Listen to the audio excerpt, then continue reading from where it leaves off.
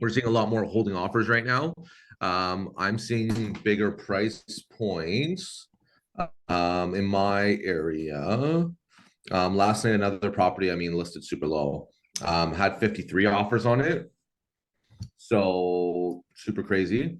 Just gonna share my screen here. Yeah.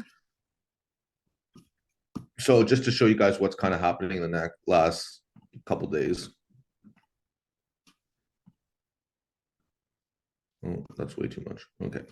Wow, 119 sales in there. All right, let's go. Let's just even go to 7 days. A lot of things are starting to creep up now. Like, Okay. I went to go see this house. This house was scary, had dolls all over the place. It smelled so bad. Listed at 499. It had 4 offers, so for 625. Yeah. Another one on Hillcroft listed at 499, sold for 606. And this is in the last 7 days. Okay. 548, 676. So like, it's starting to go up there a little bit more, which is crazy, you know?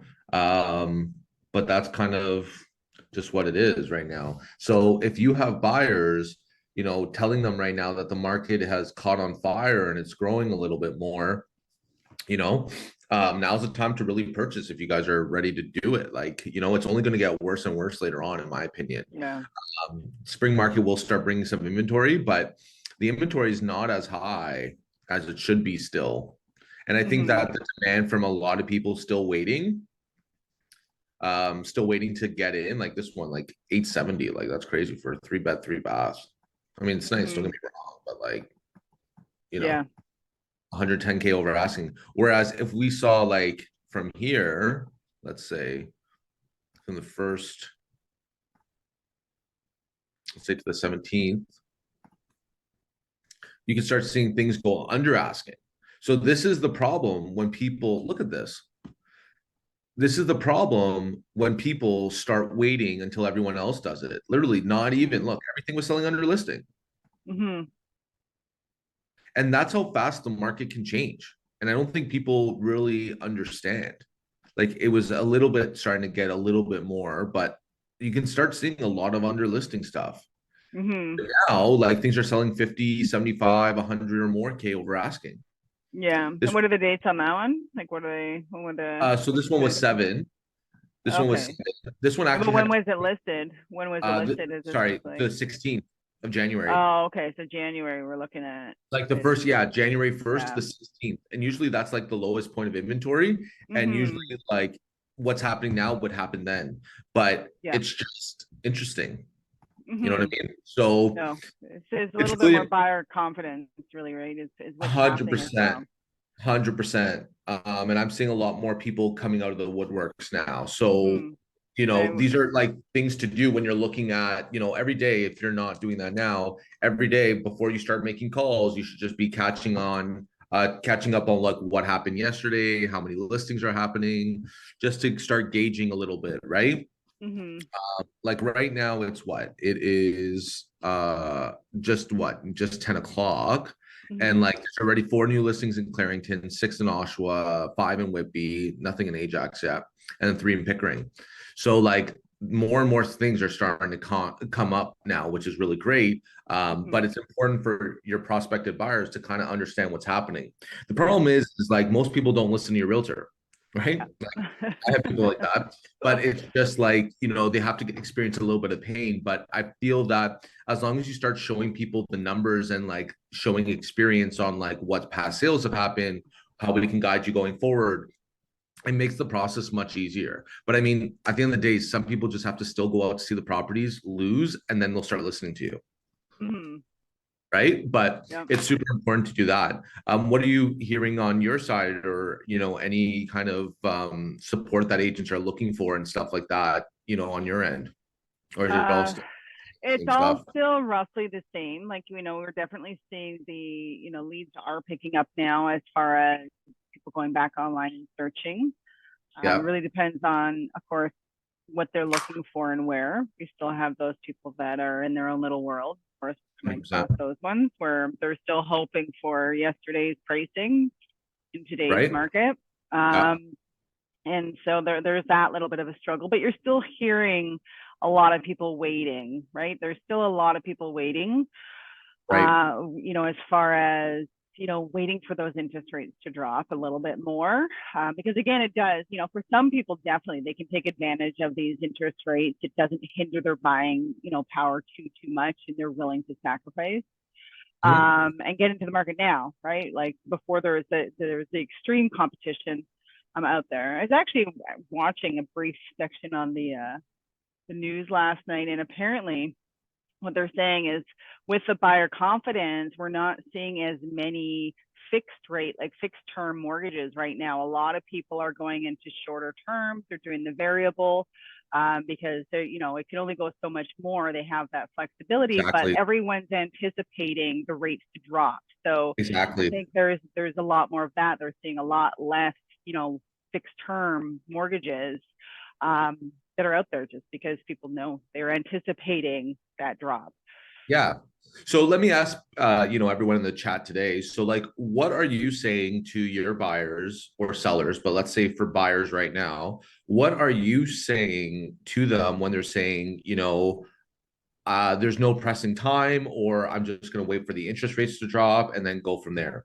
What I would love to know what our colleagues are saying, because I would love to help you guys with that objection as well too.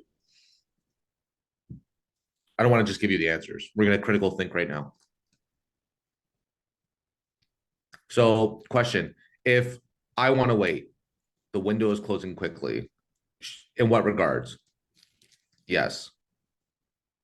So let's say, Katie. So yeah, interest rates will go down, prices will go up, but my pre-approval will go up. What are we saying to that?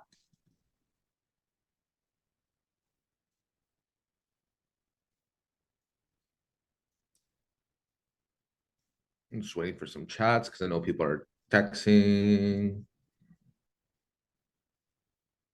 Okay.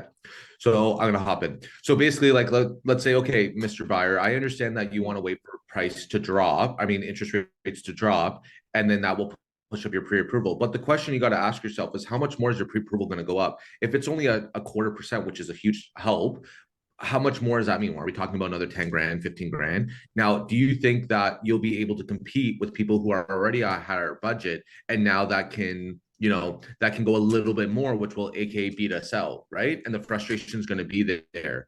Now seeing properties are getting 40, 50 offers, how are you going to feel when you're competing against that, right? This means that the market is starting to really pick up, and it's in your best interest to find something sooner than later, because everyone wants to buy real estate when everyone is buying real estate, but no one wants to buy real estate in October, November, and especially in December, right? Mm-hmm. Because no one was buying it. So we have to understand that if you want to get success, we got to, we have to look at what people are doing, and we kind of have to go to the opposite side in order to make sure that you get your best deal. You also have to understand if we're just losing out, right? It's because of competition and we're still in lower inventory. So this means that the next one, depending on what the product is, it may not be better, or maybe it is a little bit better, but we might not be able to lock it down. So I understand that this is your A list, but we have to really start considering your B list, right? And those are properties that are not maybe as a move-in ready, or maybe, you can't get a garage when you want a garage. And I understand certain things are going to be important, but the question you have to ask yourself is, getting a house, being in the market, more important to you than compromising on some things, right? And like, this is what I tell everybody as well too.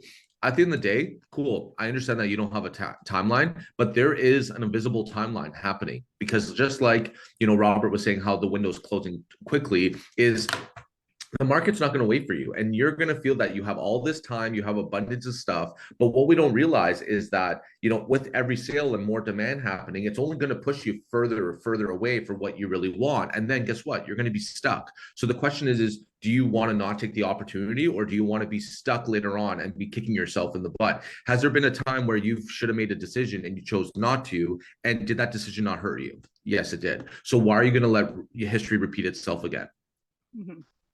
right? But you can only say these things once you're scripted. You know what you're talking about. You're a local expert in the market. And, I'm not a realtor that's going to tell you what you want to hear, unless you're right. But not everyone is right. And I'm not right all the time, too. But I can tell you from my experience from doing so many transactions and being top in the area, I know how things work. So, do you want to play with me or do you want to make it harder? Yeah. At the end of the day, we're both on the same, team trying to win. So, my goal is to help you. Sorry. No, go ahead. I was going to say, and you can use that sold data, use those sold listings as, you can almost create like a little presentation even for yourself that, even if you're not in direct communication with people, put a little video together to create, it's a bit of sense of urgency that if you're waiting, it might not be worth waiting right now. And here's why, right? And showing them the proof of what's happening with those listings, because even though they're, if interest rates drop and they, like you said, if you only have an extra $10,000, $20,000 buying power, it's not going to do anything for you. The prices have already starting to exceed what that limit would be, that ceiling would be for you anyway. Yes. So this is what I'm also saying to sellers. Hey, sellers, especially if you bought in 2022 or 2021, depending on how high you bought in 2021, you're probably still losing money. So the question is right now is a really good time to recruit as much money to limit those losses or start gaining a little bit of profit or breaking even, right? So right now, if you do choose to sell, the market's in your favor on the selling end. We can get a long closing like 90 days, let inventory as we sell, right? In 7, 14 days, whatever. As we sell, we'll get a 90-day closing. And what happens is the spring market looks like it's starting to come early. So there's going to be more and more listings. So what that means is, classic, buy and sell, or just like demand, right? Once there's more supply, what happens to price points? They start coming down a little bit because buyers have options. Not saying that they come down crazy. It just means that, the A properties are still going to sell well, but that B or C list is going to start looking really good and more enticing because there's a little bit more opportunity for buyers right now. So this is a really good time for sellers to recoup or start making some money, or break even or limit your losses and start moving to the product that you want before. And this is the thing, why would I want to sell now? Well, now you start having options, right? If you had 55 offers, usually you're going 400 or 500K over asking. Right now, 55 offers only mean that you're probably just under 200K, right? Which is huge. But what you're now what your opportunity is now you're going to have more inventory and not as many buyers are going to be confident when they're putting an offer in. So, you'll only know this if you're doing heavy listings and you're seeing offers come in. Like, I already had 3 listings and sold them in January. So I'm already seeing what that is. And I have newer listings coming out in February. So I know and that's the upper hand of being a heavy listing agent, is seeing what buyers are coming in with offers. So that helps me when I sell the property and they're going to buy, where things are going to be. Right. And if you don't have as many listings, what you do is you study the market, right? Another great opportunity that I would be taking advantage of is sending like a message to, some people that you've already been talking to on Agent Locator. And, they haven't really quite moved yet, but every time you talk to them, they're answering you. I think it's really good to be like, hey, jump on the Zoom call, when you have 5 minutes, and I would love to show you some past sales in the neighborhood, because that's going to be value. That's what people are going to make time for, right? So if we start thinking lucratively and just saying, hey, you know what, let me just give you a quick little 5-minute market update, just go on your coffee break on your work, add the Zoom link in, and then just go there and start showing them some recent sales in the area. Once you show them things of value, you're going to get 10 minutes of their time or 15 minutes, right? But we need to educate people right now, because a lot of people don't understand what's happening. And by the time they understand what's happening, it's too late, to be honest with you. And you guys can do blast in your system as well with these individuals, right? So you can create a text that says, hey, we're, noticing some, adjustments and movement in the market, some information that you may find useful, or however you script that. Would it be worth us jumping on a quick 5-minute call just so I can review the market with you so that you're up to date and can make Or I would just say like, hey, are you looking to win in this market? This is how you're going to be able to do it. Join me in the Zoom link right now. I feel like if we start saying basic stuff, you're not going to get the appointments. You have to start being really enticing and showing true value, right? Hey, I see that you're liking certain properties on the market. I think this is a really good time to show you what they're selling for and showcase some opportunities. People like the word opportunities. People like the word winning. People like and it depends on who your person is. If you're talking to an old person. Like they're not going to understand you, right? Yeah. So, or make money or get a great deal. Like these things are what we need to say in order to entice them to get them in. And we're not lying to them, we're showcasing it, right? Yeah. So, I spoke to, so, how are people doing with, okay, after you do the intro call, how are you guys doing with follow-up calls or people that are active or, you haven't talked to, people? Like, what are you guys doing or how are you guys interacting with them? Or like, are you getting success? Yeah. Anyone have any wins this week or last couple of weeks? Again, a win can be a lot of different things. It could be a really great conversation that shows a lot of promise. It could be somebody that you got to meet with you, whether it's through a Zoom meeting or in person. It could be somebody that committed to a phone conversation with you and actually answered when you did call them back. It could be also offers going in or showings, right? So a lot of different wins. They don't have to be, a win isn't always just, I signed a contract. We're looking at houses and we put offers in and won. Obviously, that's the ultimate win, is obviously getting those accepted offers. But any other wins that you guys have, right? Sometimes we do have to celebrate the small wins as well, right? Because that's what's going to keep you going to get to those bigger wins.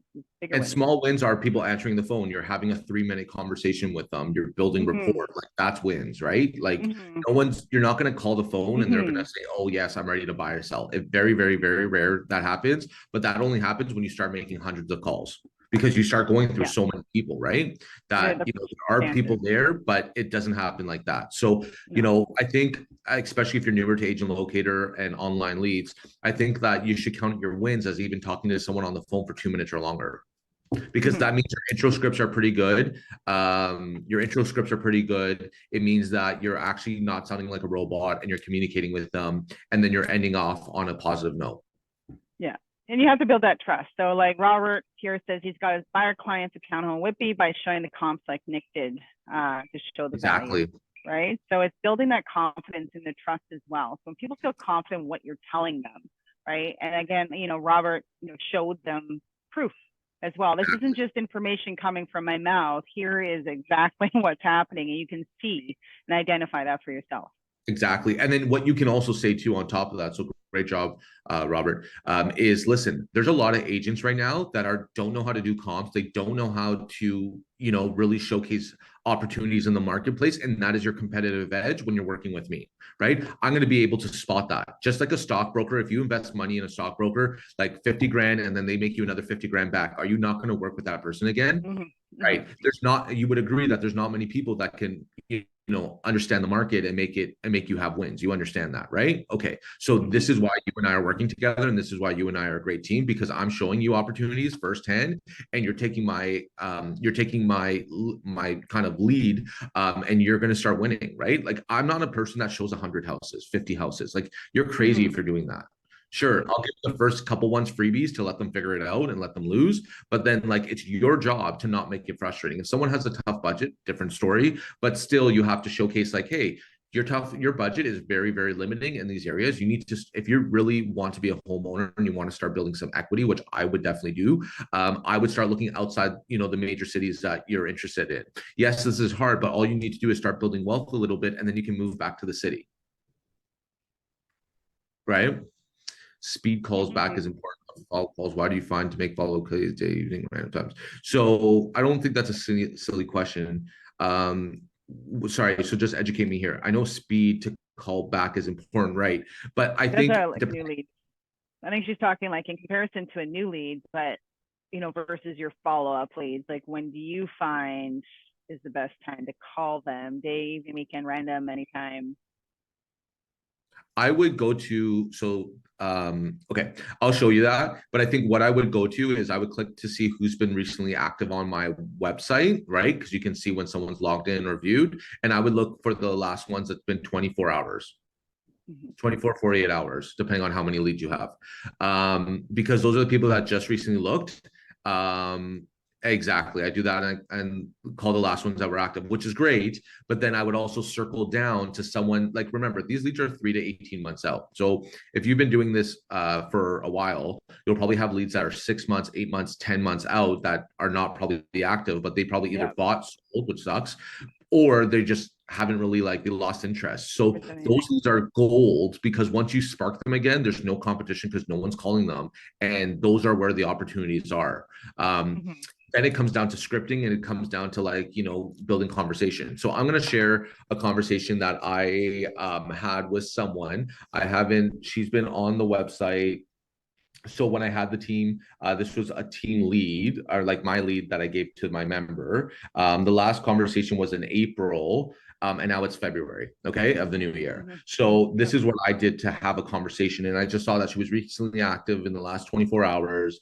The last kind of call she didn't, she really wasn't answering the calls from that person anymore. So then I stepped in, and I'm just looking at leads right now. So I called this person because I saw her, she was active. So let's listen. Hold on, let me put my sound on. And it's just you don't have to make it such a crazy conversation. It's just more so just going back on information again. Everyone can hear the ring, right? Okay, perfect. Hello. Hey, Caroline, how are you? I'm good. How are you? I'm good. It's just Nick Moretti giving you a shout. How's your day going today? It was long, to be honest. So you're not living the dream? So the good part is that she doesn't really know who I am. And once I said Nick Moretti, I think she kind of knew, and you can hear a little bit of the tone of the voice. I'm not living the dream, no. Well, hopefully tomorrow you will, I just want to thank you so much for continuing using my website on MorettiRealEstate.com. I know that you're probably still browsing and just seeing what's out there. So same intro as what I usually do, right? And it's just thanking them, right? Because people are going to give you time when you thank them. Want to reach out just to make sure that I'm sending you things that you still do want to see and bring you some value. Are you still looking in Cobourg and Prince Edward County area? So these are areas that she's already looking in, right? So this is where I'm just repeating what I already know. I'm not creating some bullshit out of my ass. I'm literally just looking at what she's been looking at, because if she's looking at certain areas, that is what is this value to that lead, right? If I start saying Oshawa or Toronto, that's not going to work. Well, it was a nice thought, put it that way. And I do enjoy scrolling through it. My daughter is in Prince Edward County. And see, and if you do it right, look at the information that she's giving me, right? Her guard's down. She's already starting to give me information, and now I'm trying to piece the puzzle. My other daughter's in Toronto, and it was kind of like a in-between spot, but right at the moment, I think I've just got everything on hold. Okay, that's totally cool. It's a lot to think about. Not fighting her, understanding her, accepting it. And also, when you have two daughters on either sides, it's really hard to figure out where you want to go. You know what I mean? So I totally understand. In the meantime, while you're just kind of putting things on hold, just kind of browsing here and there in the marketplace, do you want me to just send you the similar stuff that you were looking for? Were you looking for a certain type of detached, a bungalow, raised bungalow, 2-story, or? Because I'm already seeing that she's looking from 850 to 2.5 mils. So it's okay, she doesn't really know what she wants yet. She's kind of just seeing what's available. And as you can see is, hey, do you mind if I still send you things? I know that you're just browsing. So many people would just shut off there. Oh, you're not interested? No problem. But you just keep going. And I'm not being a salesperson. I'm being a problem solver. Okay, so there's interest, but it looks like she's given up because she couldn't find what she wanted. Maybe she didn't know the direction she needs to head at that time. Were you looking for something super specific at all? Well, I think probably what was attractive was the waterfront. Okay. And that was the main thing. I mean, room, of course. Now I've got grandchildren, and it's kind of fun to, have some room to play. But 100%, especially if it's waterfront too, right? That's always great. And then, all that. Would you be obviously living there full time? So I'm asking because I want to know, does she want this for investment like an Airbnb, or does she want to live there full time? Because then that's going to change my conversation. Well, there's, it's a lot of talk of retirement and having a place in Florida. So it's still It's still under discussion. I guess I was just waiting to see if there was something that. Do you see how the real objection is off? Remember, this is only 2-3 minutes in the phone call. She was saying how she was done. Now I'm asking the right questions. I'm listening to her. I'm listening to the needs, listening to her story on why she feels that she wants a property by waterfront for the kids and, doesn't know where they need to go because one of the daughters lives somewhere and the other one lives on the other end. So that's why it's important to listen. And that's why it's important to like really script yourself before going. Because if you just followed a script, you would have missed all this good opportunity. Absolutely. Took my breath away. Right. And well, not enough, I guess, to change my direction. Yeah, I can understand that. Well, I can tell you that like definitely now we're starting to see a lot more activity in the marketplace. So there are more inventory starting to hit the market compared to the last, So this is the enticement, which is totally true. So yes, maybe you haven't seen anything last month, but now this is a different year and a lot more confidence is happening. And if you're looking for waterfront properties, it's still really important to be on this list because, waterfront properties start coming in spring and summer, right? So this is how you entice people and keep them interested. 4 or 5 months, and it being in the spring and summer markets that will be coming up. Obviously, that's where more waterfront properties will be there, right? Whether it's direct or just indirect. So, like you said, like I understand that you're on hold, but I would still love to still send you things just because you might. Still asking for the opportunity to still send her things, not just sending her things, because this is what is going to take you seriously rather than someone else. Find that gem whenever you do, and I mean whenever that happens, I'd be more than happy to give you information. So like asking for the business, hey, I'll send you everything, but if you see anything you like, let me know. I'd be more than happy to help you out. Time, obviously, but there are going to be more stuff coming out, so I wouldn't, if you're still kind of pondering and still putting on hold, I would still get a list because like you might see something you really like. Yep. No, that would be great. See how different from the beginning to the end is? Thank you. Okay. Now, just to confirm, you're looking for minimum 3 bedrooms and then 2. So now people would have stopped, right? But no, it's now like I'm going deeper. Okay. So what exactly are you looking for?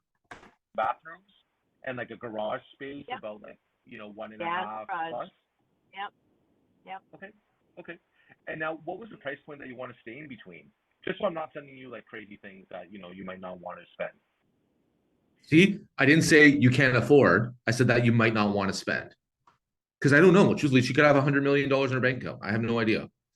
But don't assume the stuff. Ask the questions. Because then what is building trust? Listening and like helping someone, right? That is what's building trust. Showing that I'm professional, letting her know, hey, well, like these things might still happen. Okay, great. Now it's like going through her criteria. Maybe things have changed. Maybe things haven't. Like it doesn't matter, but going through these like just general questions make people feel heard and valued, right? Like I would. I would say probably around 1.2, 1.3. Okay, cool. What I'll do right now is just because, especially with some water stuff and with high interest, there's a lot of people listing high, and then like in the next coming weeks or month or two, they start listing lower because obviously sellers are getting fatigued. So it's okay if I put you up to like 1.6, 1.7. Doesn't mean you have to spend that much, but then you can start seeing some inventory drop in prices over time, and then it might be a right fit for you around that timeline. Do you see how I say that? And it's super smooth criminal. Like it's like, hey, I'll send you some higher list price so you can see what's happening because generally most people who have waterfront will list higher. And then later on, they're going to start price dropping and like going a little bit lower and lower. And maybe it's a right fit for you at that time afterwards. Sure, that's fine. Cool. Awesome. Well, I'll send you that. And like I said, if you see anything else that you like, just let me know. I have you in Cobourg, Port Hope, and Prince Edward County. Is there any other areas that you want me to add you to? No, I think that's it. Okay, cool. Awesome. Well, I appreciate you. I hope your day gets better and it doesn't get too long. So tomorrow you're living the dream. That's right. Always another day. Right? There's always another day. We never know what's going to happen in the next 24 or 48 hours, right? So, hopefully you win the lottery and you're living your best life even more. Very well. But I appreciate you not hanging up on me, so thank you so much. And I'll update your search criteria and we go from there, okay?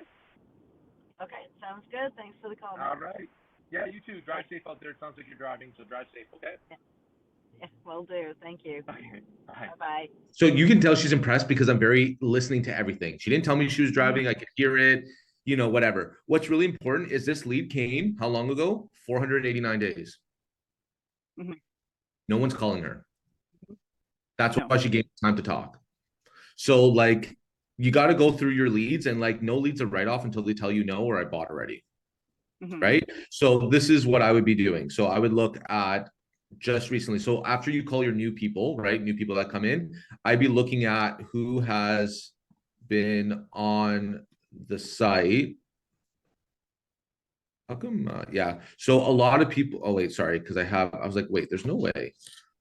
Okay, there we go. So we can start seeing that how many people are using. Oh my God, let's fix this right here. So why is it? Sorry, guys. You gotta change the sort of order. Yeah, I know. So we can start seeing. So these are the people that you want to keep sending and taking a look at more, because these are people that are still looking.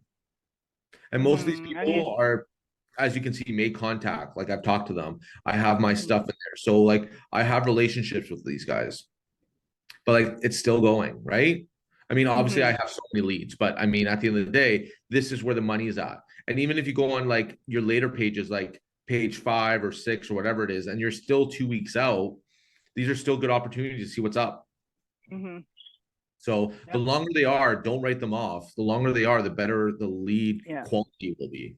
In my opinion. The conversations definitely are stronger because they are more willing to talk to you. They're not being bombarded here and there, that sort of thing, right? They just open up a little bit more. Not all of them, but a lot of them, right? And especially if they're active and they're engaged in those listings, they are generally willing to talk to you about it. And then again, like Nick said, don't write it off because they haven't been active. So even when it goes to that follow-up question, when you're doing your follow-ups, most of you guys should have follow-up filters in your system. They can, of course, be expanded on and tweaked to follow kind of a business plan that you might have. But it's just being consistent with whatever it's showing you as to who you should follow up with, because a lot of your follow-ups that you're going to see in those lists aren't necessarily actively engaged in listings. Somebody that has like a timeline that's further out when you originally spoke to them, chances of them staying active all the time is very slim. But you still want to follow up with them and check in on them, because it's also about keeping yourself top of mind, right? So you continuously call regardless if they're active or not. And the more you're doing that, the more you're kind of leaving that impression that you are already and still working for them, even though you've yet to be hired yet. And you're increasing the chances that when they do start or they're ready to start looking again, that because you've been so diligent with your follow-ups, that you're one of the first people that they think of. You're the first thing that comes to mind, right? And again, a lot of leads act on convenience. So even though they might not be active, you might also just be happening to check in at a time that they're just about ready to start looking again, right? So it's just being consistent with that. With respect to the time of day when you are doing a follow-up, so this is kind of going a little bit more detailed, is you do have tags that is like the morning call, afternoon call, evening call. So one of the things that you can try doing, of course, with your follow-ups is when you originally call somebody answer and you have that conversation with them, is tag them. Was it a morning that you called them? Was it an evening, or was it the afternoon? That way, if you are doing your follow-ups, you know that, you know, this lead here originally had a conversation with me. They picked up in the afternoon, or they finally picked up when it was the evening, or they only pick up in the morning, right? So if you're going through your list, then you can kind of sort them as well as to who's the morning, afternoon, evening, depending on what time you're jumping in front of your computer at. Right. I agree. So what, you know, agents on the call. So what did you like about the follow-up call that you could implement in your follow-up calls? And just before you guys answer that, I think the mindset too is like, remember, if you don't have a lead that's been visiting your site, my mindset is getting people to still continuing to use my website, because if they're using my website to browse houses, they're going to request a showing or more information, and that's how you win. So I think we have to understand it's not about getting people out, it's about getting people to use your website like realtor.ca. Yep. and let them be right? on there. Let them be That's the on there. If mindset. they're not ready to buy or whatever it is, let them be on there. Don't archive the lead because they're not moving right now or they're not really quite interested. Because again, depending on what you kind of response you get from leads, sometimes it could be on how we initiate a conversation with them.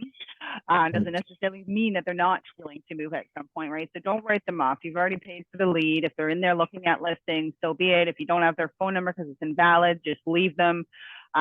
People do come around when they're ready to come around, right? Exactly. And people move when they're ready to move, not because we want them to move. So just keep building those databases. And people all of a sudden will become active, and you get those notifications. So if they've been dormant for more than 30 days, you get that notification that they're all of a sudden active again. And then, looking at their search, making sure that they're getting the listings frequently again then.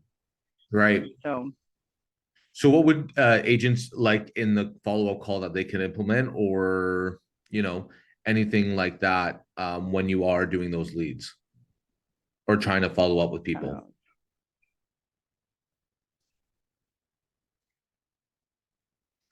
Remember, I'm here for you guys. If you guys don't want this, I don't need to coach. I'm good. I'm getting money. So like, if you're not here to really, really figure out why you're not getting success, then I don't know why you're not being active on this chat or coming on to as a panelist.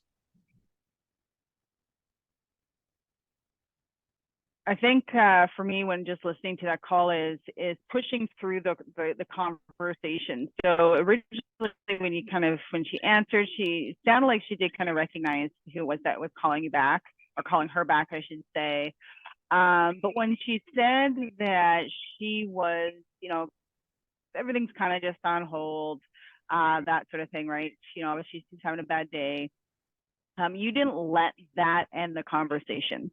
No. A lot of individuals out there will I put that on hold, and doesn't dig and won't dig any deeper to see why are they putting it on hold? What is preventing you or stopping you from, taking the next step? So, and then once Nick kind of didn't let that conversation end and continued to talk to her with no pressure, she opened of, why they kind of put things on hold. There's a lot variables, in place, and so they kind of have to piece their own puzzle together before they can do anything.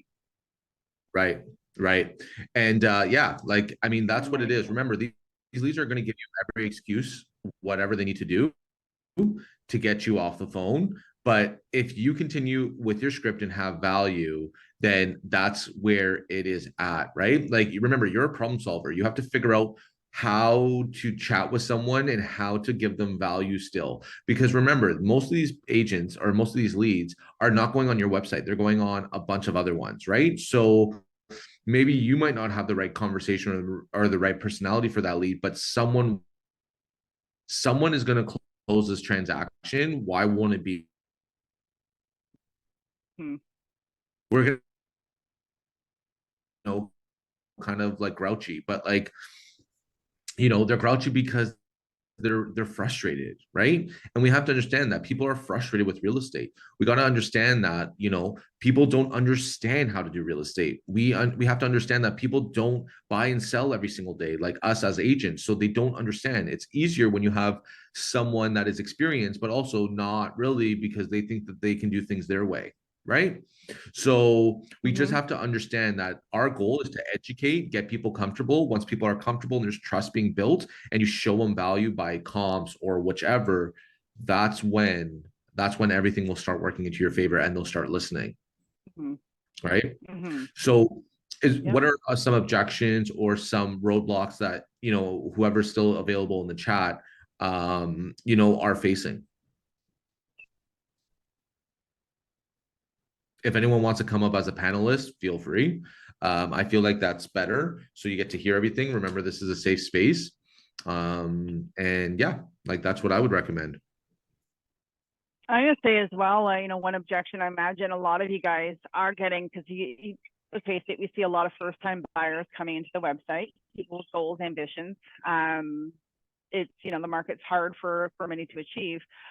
So what about the, you know, when we're calling somebody that we know has indicated they're a first time buyer, we've identified that they're renting, and they're telling us, you know, I think I'm just going to rent for another year. Prices are too, you know, I'm not, you know, they're too high. The mortgage rates are too high. I think I'm just going to rent, and stay here and kind of see what happens next year. Right. So I'll do that. So basically, okay, so I totally understand that you feel that way. Let me ask you a question. If there was an opportunity that you could get into a home that you enjoyed without, you know, that you could afford, would you consider building equity, or would you still consider renting and giving your landlord money? Do you see how powerful that is? Right. So I'm saying if you can find something acceptable in your price range and the type of home, would you consider start building equity? So would you consider start making money, or would you consider just giving your landlord more money? What would you prefer? Because we both understand, we both know that rent doesn't go down. And yes, you're paying a lot to get a house and paying, you know, interest, whatever, but you're also making money because it's your owner occupied and it's tax-free money. Let me ask you a question. When you go to work and you get a paycheck, do you get taxed? Do you hate that? Okay. So wouldn't you like finding a vehicle that you could, you know, buy and use, and when it comes time to sell that asset, to not give the government any money, which is tax-free? Do you see how, like, the way that I'm talking, I'm already changing their mindset and making it super enticing to understand how to move forward? Right? Yep. So that's how you have to figure it out. You can't just be basic by saying, oh, no, I understand. Why aren't you buying your house? You know, you're going to make, you know, you're going to build equity. You can't be like that. Everyone hears the same BS and people don't listen. So what they listen to is when they understand, like, hey, this is my problem, and you're giving them a creative solution, right? Now, the other thing when you're getting a first-time lead is, or buyer or whatever, is important to, like, once you build the conversation. So, okay, perfect. So if you were able to find something, Crystal, would you not consider that? Yes, I would. Right. So now, great. So I'm glad that you said that, because that's amazing. And like we discussed on this phone call, that, you know, home ownership is important to you. It's just finding the right time, right? Yep. Okay. So now, you know, the next step before you even go shopping and, you know, all that fun stuff, you know, me sending you listings is great because it keeps giving you knowledge about your local marketplace and what, you know, what type of products we can get and what they're selling for. But have you been pre-approved in the past? No, not recently. No? Okay, cool. Well, I definitely suggest getting pre-approved first, because that's kind of like, you know, you wouldn't go inside your car and drive somewhere if you didn't have gas, right? You would agree. So it's really important to have the fuel in order to get to where you want to go. So it's really good to get a pre-approval, because it gives you a benchmark of what you can and to see if it's really worth it for you, right? And I understand that, you know, home ownership is important, but we have to find the right product and the right price for you, right? Right. So basically, who do you bank with right now? CIBC. CIBC. So, you know, I have a mortgage broker that can help you on all rounds. He has 60%, 60 plus lenders, so he can find you the best deal. Or, I mean, I think it's always great to start at your bank. So I do have really great mortgage agents that are at CIBC that can kind of guide you through the process. You know, so would you want to use someone at CIBC, or would you want a mortgage lender, like a mortgage agent, like a broker? Either or, I guess. Okay, I'll start you off with your CIBC, because what I didn't know until I got into real estate is that, believe it or not, you know, depending on, it's really good to start out where you bank with, because you already have history with that lender. So that lender, if you're paying on time, you know, your account's never like really bad or anything like that, they can actually help you get a little bit more on your pre-approval. Because the banks, and I didn't know this until I got into real estate, is the banks actually grade you as secret grading, and this is true, I'm not lying, the secret grading, so that if you're like, if you need an exception by a little bit more money or whatever, they will possibly be able to do that for you, because you've been a great client, a great customer, and your account's in good standing. So let's start off there. So now we're done the role playing. Why is this important? Because I've educated, I got them there. Now it's like, okay, who do you want to use as a pre-approval? Understanding why a pre-approval is really important. And then from there, giving them the contact for them to do it. So it's very dumbed down, where it's like, here you go, right? And then usually what I say in that script is, I always say afterwards, you know, if that person doesn't hear from you in 24, 48 hours, do you mind if I get them to reach out to you? They're going to always say no. Okay, no problem. So then you just let your lender do that. And then in 24, 48 hours, they can reach out to them and they've already got the, understanding that that is okay. And the reason why this is important, do you think someone's going to use someone else if you already put in every building block, right? This is how you build relationships, right? If I'm putting every step of the way to get to where they want to go, obviously they're not going to use anyone else. And it's important to let people use, if they're comfortable, your people that actually are getting things done, because then you can have really good communication with them. And when you're putting in offers, you can know what is too high over their threshold or what's not. And like they'll respond to you appropriately rather than not having a relationship with that person, or if they're a branch manager or a branch like a branch agent, after they're done work, they're not going to text you, they're done. Right. So it's really important to get either a mortgage agent or a mobile specialist, because those people work on commission, so they'll always be available for you, especially when there's offers happening. So that's a little one-on-one. Yeah, I think too, even with the whole fact of you building equity and what have you, a lot of people that are first-time buyers, they have a dream, right? This is what I want to buy, right? And the reality is a lot of time their budget doesn't meet that dream. It's just not feasible, especially as the market grows. So one spinoff is also offering them, well, if we could find you something, it might not be a detached or a semi-detached home, but if we could find you something that falls within what your affordability would fit, that you would be able to live in for the next year or two and build equity, would that be something, instead of paying a landlord, would that be of interest? So it's not your forever home, it's just the for now home to get you into the market, start building equity rather than paying somebody else's mortgage. And then in a couple of years time, you can reevaluate and see, am I in a position now to move up and get closer to where I actually want to be, and out of my for now home and into something more of a forever home. Yeah. I think also too, like letting people know, hey, renting might work for you right now, but you have to understand there's no security. What do I mean by that? A landlord can still list their house for sale, right? And since we're in an economy where, we don't have enough homes for everyone, that's why these prices keep on going up. They can list something, and if the buyer needs to move into the house, guess what? They're going to issue you an N12, which is basically saying that the buyer needs the house for their own personal use. And guess what? You have 60 days to get out of the house. Okay. So also rent doesn't go down. So sure, you may have been there for 5 years and you're having a great rent saving, but that's also scary, because that means with interest rates going up, that also means that the landlord is probably thinking of selling their property soon, and basically going to be either cutting you a check to get out of the house or not, and letting to see if the buyer will assume you, or the buyer will unfortunately use the property for themselves. So you may, and this goes back to the same script, you may not feel like there's a timeline, but there is a timeline. So the question is do you want to get out, of a house based on your own reasons why, or do you want to be forced out of your house? I think anyone wants to get out of their house whenever they feel like they want to leave, right? That's the beauty of home ownership, right? Educating. People don't know. And remember, some people have never really bought a house in their generation. So we have to break the stigma. We have to educate. We have to help people, right? Yes, it feels like you're banging your head against the wall a million times, but that's just the process. And, if you feel like you're doing that, then we need to find better systems for you to explain things better and help people understand better, right? So Raman, if you're not, you're receiving leads, but you're not calling enough.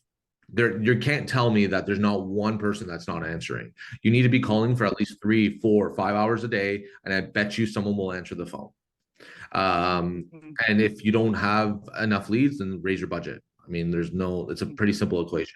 So with Moise, for all the information, May objections I'm having these days is everyone wants to wait for the few months until May before they buy a house because interest rates are high right now. Okay, so basically this is the same thing that we've been talking about all time. So do you want to do everything when everyone is doing it, where that means you're going to be bidding with more competition, more higher prices? And the real question is do you know how much more your pre-approval will go up, if interest rates come down by 0.25 or 0.5%? You know what I'm saying? Or 0.5%. Because if it's only another $25,000, what are you doing? Right? I think it's like people are listening to objections, but they're not really challenging them. And challenging them is not like belittling people. Challenging them is like, okay, I hear where you're at, but what more is that going to make a difference in your lifestyle? right? Mhm. Because sure, there's going to be more inventory, right? Which brings down competition a little bit more, but everything's based on recent comparables. And we're in the market where right now everything is selling really high. So guess what? Your recent comparables are going to go based on what just recently sold. So sure, interest rates are going to go down, but that still means that you still might not be able to afford this house. So right now, while people are in limbo and starting to get on the horse, it would be really important to be on the horse first and get you that best deal so that when you are moving in, you're already making 20 or 30 grand. Yeah. You see how much more powerful that is? Mm-hmm. Yep. By now, the market's going to go up. You've already made money on your investment. Yep. One of my clients here, I'll show you. I'll show you as a great example. Okay, let's go. So let's go over here. So one of my clients listened to me. That person's budget was basically like Clarington, but they wanted to be in Pickering. And I was like, hey, if you want to be in Pickering, we got to go out every single day. We got to figure it out. Okay. Mm-hmm. She got something on Bailey. Okay. Sold from this year. Okay. So basically 1480 Bailey. These are the properties. Okay. Let's narrow it down. So there's only been 3 sales. Okay. Hold on. Let me do it this way. So let me do sold date. Okay. So basically, look at this. So this one, oh, this is in January. Hold on 1 second. Okay. So this is what happens when you go out with your clients and you're like educating them and you're getting them out every day. So my client actually, because that one firmed up first, there's one. So this one's a 1+1 with 2 washrooms. It listed at 550, sold for 540. Okay. Super nice. It has 2 bathrooms. Cool, whatever, right? Like it's nice. It's a nice unit. Whatever, right? So now my client, because she listened to me, it listed at 548. We got it for 525. Very similar unit, just doesn't have another bathroom. Fine, no problem. And just before we firmed up, look at this. This one sold for 570. Cool, 2 bathrooms, but it's the same stuff. It's still a 1+1. So my client already started making at least 15 to 20 grand just from buying that property. Mm-hmm. And now prices are going to go up, so she's going to make even more money. So that's why it's important with certain people, once they really want something they really, really want, to go out almost every single day once there's that property that comes out and figure it out. Mm-hmm. But that's the difference, right? Making money already. Mm-hmm. But like, remember, that's why people want to use, you as a representation, because you know how to understand the market. You understand like what people are doing. We understand like where the deals are, right? As a listing agent, you want to know when the best times to sell are, right? And if it works for their time. But if not, as a buyer, because they're going to buy also, we want to make sure like we can see the opportunities where they can make money. Mm-hmm. Right? So, and those are great, like when you're talking to agent locator leads, or any leads in general, these are some examples that you can showcase that you know the marketplace, right? Because once people trust you, they're going to listen to you. And then if they're listening to you, then you got to get it done. So that's kind of what I would suggest, right? Be scripted, figure out, learn more about your local market. If you're just calling these leads and not knowing where these markets are or whatever, like if someone says I have a budget of 750 and you want a detached house in Pickering, like guess what? You're not getting that. Like you have to let people know right away, or else if you're not, they're not like, it's not going to make this easy for you. And if you say yes, and then you start backpedaling, you lost the lead. No, it's educating the lead. People respect people when you tell them no. Mm-hmm. Because they're going to see it. They're going to see sold prices. They're going to see whatever. And then they're like, wow, that person was right. I should go listen to that person. You know what I mean? Yeah. Take the time to educate. That's it. We have to be that person that actually stops. Okay, this person is telling me something, or this lead is telling me something that is not going to happen. We have to be the ones to stop and say, hey, that's not going to happen. Here's what can happen. This is what we can do. I'm going to educate them, because and we've had a call in the past, and I don't know if it was you or who it was, and the one lead was just so frustrated because I guess she's been signing, talking to all different realtors and telling her what she wanted. but no one actually stopped and was educating her on what to do or the market or the next step. And what happens with this lead is she was ready to go. She's like, I am ready to buy a house. I'm pre-approved. I want to do it. This is why, but no one's actually taking the time to help me, because they're just looking for people that already know what we're doing and ready to buy. And let's go look at houses. Whereas like what she was looking for didn't actually exist in the market that she was looking in. So it was sitting and having that conversation to educate them. Well, okay, this is your budget. These are our options. We can, either change the type of home that we're moving into, or we need to start looking at areas outside of the target city that you're aiming for in order to achieve, a detached home within this price range or a townhome within this price range. Exactly. And it's almost like a solid deal because no one wants to take the time to educate. We just write them off as like unrealistic. This person is just like completely out to lunch. Totally. Right? We have to stop and educate, and we build that trust. That's when, like Nick says, they build that confidence. You're sitting there that you're educating them on making a decision that's best for them. You're not making the decision for them. You're giving them all the information so that they can make an educated decision. Right. And that's why, like, just before we end this call, that's why it's important to be bold, but not an asshole. Like being bold basically means, listen, do you want to keep wasting opportunity and like run around for 6 months and not get anything done and prices are going to go up? Or do you want to cut the line, listen to me, and be able to get what you want at a great price before prices go up so you start making money? What would you like to do? Because I got patience. I'll wait for you for 6 months, right? But I really got to know you and I really want to help you. And the way I can help is showing you the right opportunities, right? And I mean, at the end of the day, you're going to have to buy and sell, or you're going to have to buy sooner or later. And your job as a buyer is to make sure that you get the best price with the best value. Would you say that's important? So if there was an opportunity in the marketplace that showcased that, wouldn't you want to move on it? Do you see how like I say the problem out loud, right? And then I basically position it in a way where I'm getting a yes from that lead. And then I come back with another yes. Yeah. So then that's good because that basically means like they're following your lead, they're understanding you. And then once you go for the third yes, it'd be like, okay, so let me showcase some opportunities for you. I'll give you a handpicked list and then take a look at them. And then I'll tell you my top 3 that we like. And then I think we should go take a look and showcase them. Doesn't mean you have to put an offer right away, but you need to see what's out there and what your money can get you. Wouldn't you agree? Yes. Okay, I'm going to send you that. When do you think you'll be available to show properties? Like on a Thursday or a Saturday? What works best for you? So, but most people just stop.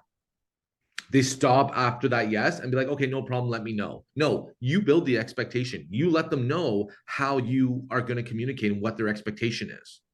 Because once people hang up, that's when they go ghost people. But if you start getting commitments from people, then that is a better way for you to get further along that process and showcase them, right? So anyways, that's pretty much it. Yep. But if anyone has any last questions, let me know. I'd be more than happy to help you. If not, then I hope everyone has a great Valentine's Day and, enjoy it with their loved ones. Yeah. You betcha. And again, if you guys, I know I'll blast y'all again. Any recordings of your calls, by all means, we don't have to identify who you are. Exactly. On those calls, but it's also kind of learning how and learning collectively as a group on what we could be doing differently on our calls. So if we're finding that we're getting a lot of no's, we're not able to get past that next step, is kind of learning what would I do in this situation, because it just keeps happening, right? So sometimes having others do that. And again, listen to your own calls as well. I 100%, everyone there, encourage you to listen to your own calls. You will find different areas that you need to improve on just by doing that. I agree. It's annoying to hear your own voice. It's weird, but once you hear, sometimes you're picking up cues or social things in the call that you didn't pick up last time, and that's fine. It's learning. But honestly, for the remaining 16 people that are on here, I think that at the end of the day, you guys are seeing the value. But I think what's really, really important is submitting calls to Crystal. It'll be anonymous, which is totally cool. But you need to know what you're doing. Like I see people people coming into the same thing for years now. And like, yes, some of them are getting success, some of them are not. But like, remember, the reason why you're taking an hour of your day right now instead of lead genning is because you're trying to learn to do better. You know, after any coaching session that you go, yes, don't be one of those agents that listen to the coaching session all day long and then go home and not apply it. Like right now, you need to apply it. So, you know, like regardless, send us the calls. Let's figure it out. My goal is to help you. I don't need to take the hour of the day, but I want to because I love helping other agents. I was in your shoes back in the day, and I had other great coaches like myself and Crystal to help figure it out, right? And now I'm a superstar. So I want each and every one of you guys to be a superstar, but that only comes from putting yourself out there, you know, doing the grit, doing the hard work, getting rejected, building your scripts, and building your experience. Yeah. Right? It's only the uncomfortable moments that make you grow. So right? And then you'll get to me where someone says an objection. Recording. Exactly. Yeah. But when you'll get like me where you get an objection and you already know how you're going to facilitate it, right? So that's where it's at. So you're already taking the hour out of the day, do a little bit more homework, send us the calls, and let's figure it out. Whether it's a winning call or a call that needs help, you know, fixing the structure of it. Regardless, we're here for you and everyone here. And if you want to make your GCI, you know, as much as possible this year or hit your goal for your GCI, this is what you need to do to get it done. So if you're not doing it, you're letting yourself down. I'm telling you, you are. So have a great day. Have a great Valentine's Day. Send us your calls and then we go from there. Sounds good. Awesome. Thanks. All right. Have a great day, everyone. Bye. Bye, Crystal. Bye.